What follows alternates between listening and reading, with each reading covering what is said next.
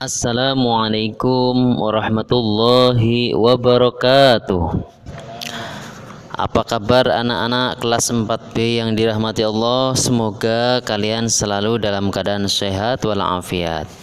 Baik, pada pertemuan kedua kali ini pelajaran fikih kita memasuki bab 1. Sebelum kita memasuki pelajaran, mari kita terlebih dahulu membaca doa sebelum belajar. Bismillahirrahmanirrahim. Raditu billahi rabba wa bil islami dina wa bi muhammadin nabiyyan wa rasula. Rabbi zidni ilman nafi'a warzuqni fahman wasi'a. Amin. Alhamdulillah.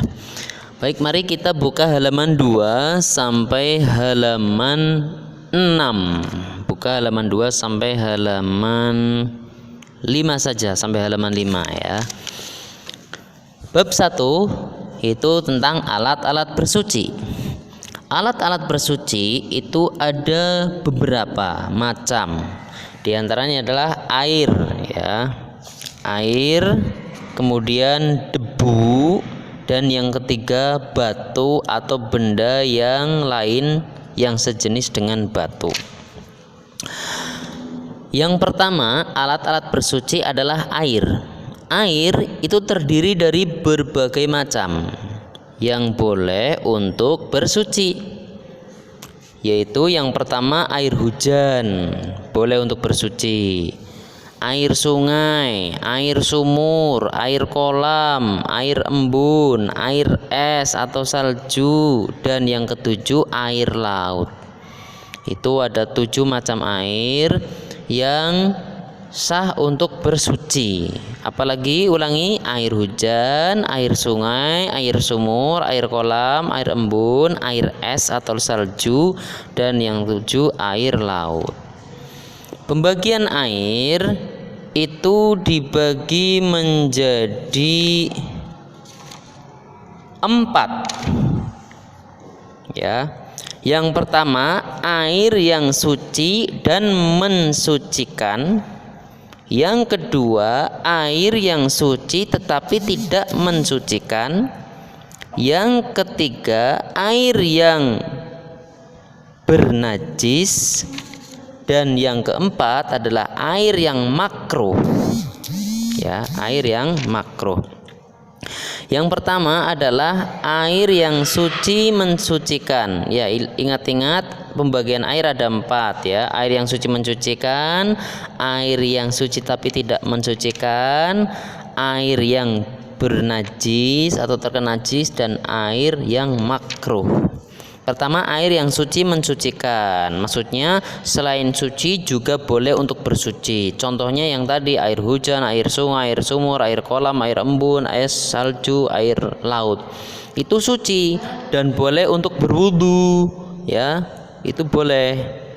Artinya air yang suci mensucikan. Air yang suci mensucikan adalah air yang sah digunakan untuk bersuci, misalkan berwudu, membersihkan badan, pakaian, tempat, atau benda lain seperti air hujan dan lain-lain seperti itu.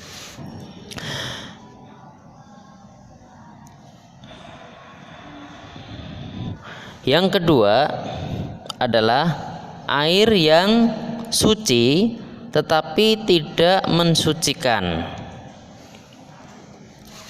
Contoh es teh ya.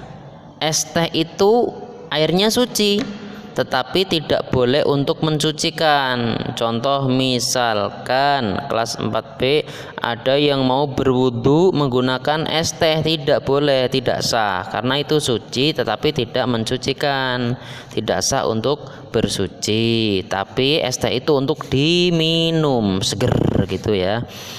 Nah, air yang telah berubah salah satu sifatnya karena bercampur dengan benda yang suci ya, seperti kopi, teh, dan sebagainya. Itu air yang suci tapi tidak mensucikan, contohnya kopi, teh, dan yang lain-lain. Yang kedua, air sedikit, air yang kurang dari 2 kolah.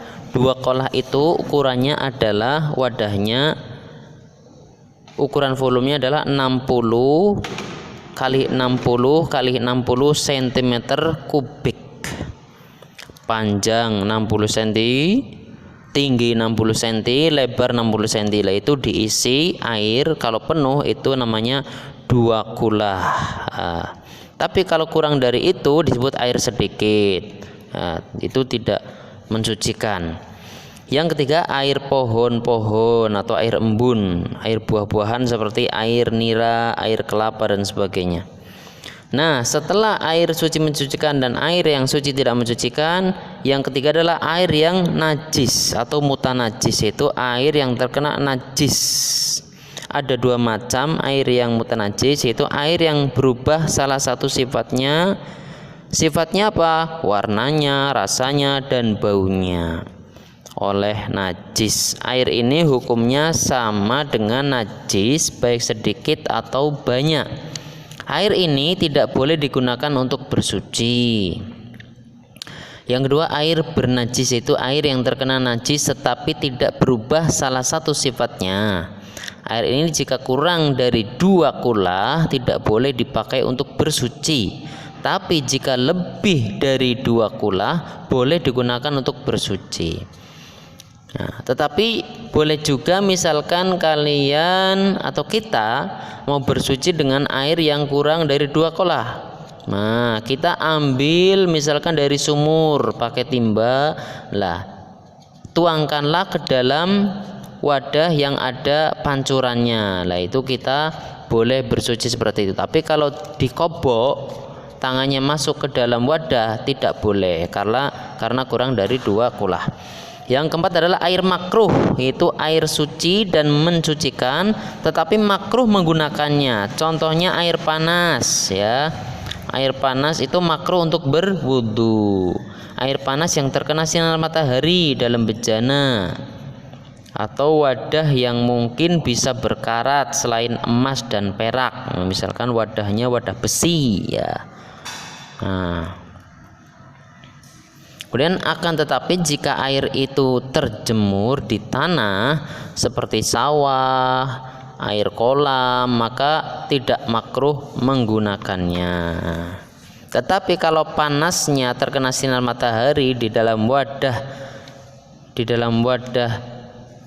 ya yang mungkin bisa berkarat tetapi selain emas dan perak itu makruh. Tapi kalau terkena sinar matahari itu airnya di tanah itu boleh, tidak makruh.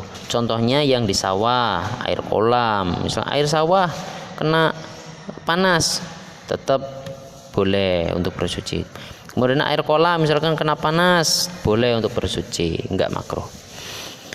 Kemudian ada alat bersuci berupa debu, ya.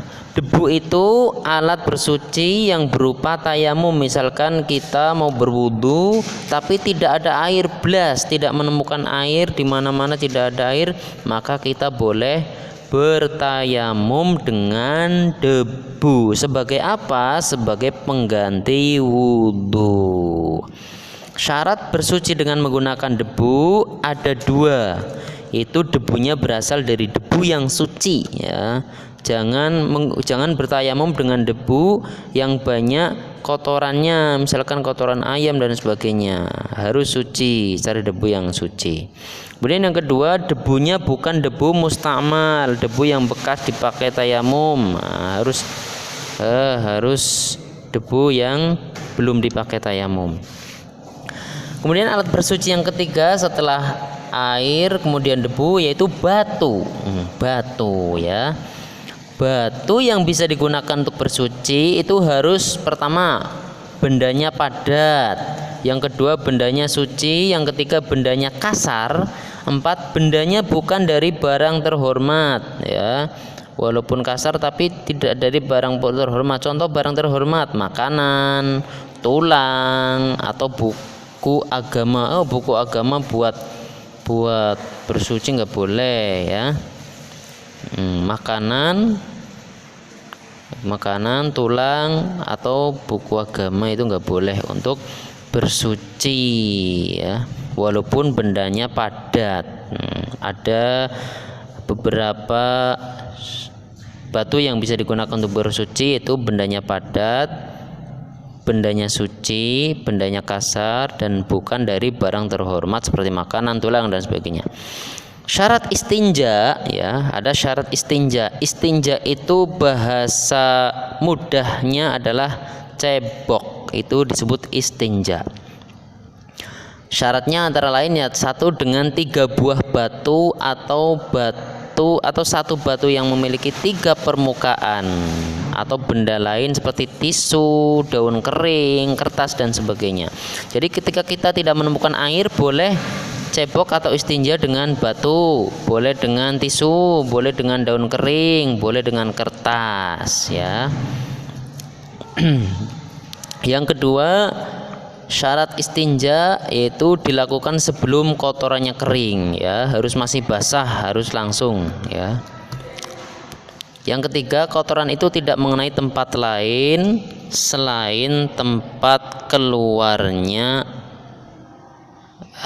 Kotoran itu tidak mengenai tempat lain selain tempat keluarnya.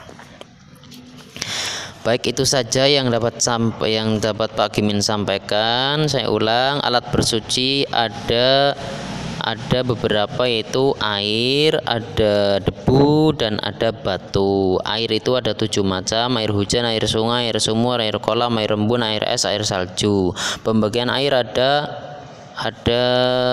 4: air suci mensucikan, air yang suci tidak mensucikan, air yang mutanajis atau bernajis, dan air yang makruh.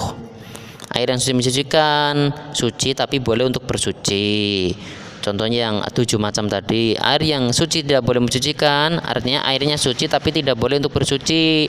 Contoh, tidak boleh untuk berwudu. Contohnya kopi, air es teh, ya, dan sebagainya. Kemudian ada juga air yang bernajis. Air najis itu tidak boleh untuk bersuci, ya, karena warna, rasa, dan baunya sudah terkontaminasi oleh najis. Kemudian air makruh, ya, makruh untuk bersuci karena terkena panas, ya, di dalam wadah yang mungkin bisa berkarat selain emas dan perak. Kemudian debu itu untuk bersuci tapi modelnya tayamum sebagai pengganti wudhu karena tidak menemukan air di mana-mana, ya. Kemudian batu itu juga untuk bersuci, ya. Syaratnya harus benda padat, bendanya suci, bendanya kasar, dan bukan benda dari benda terhormat, contoh makanan dan sebagainya. Syaratnya cebok atau istinja dengan batu itu batunya harus 3 batu, atau batunya 1 tapi ada 3 sisi, ya. Kemudian dilakukan sebelum kotorannya kering, harus masih basah, kotoran itu tidak mengenai tempat lain. Terima kasih, itu saja materi yang dapat Pak Gimin sampaikan pada pertemuan 2 kali ini. Dari Pak Gimin terima kasih, mohon maaf yang sebesar-besarnya. Wassalamualaikum warahmatullahi wabarakatuh.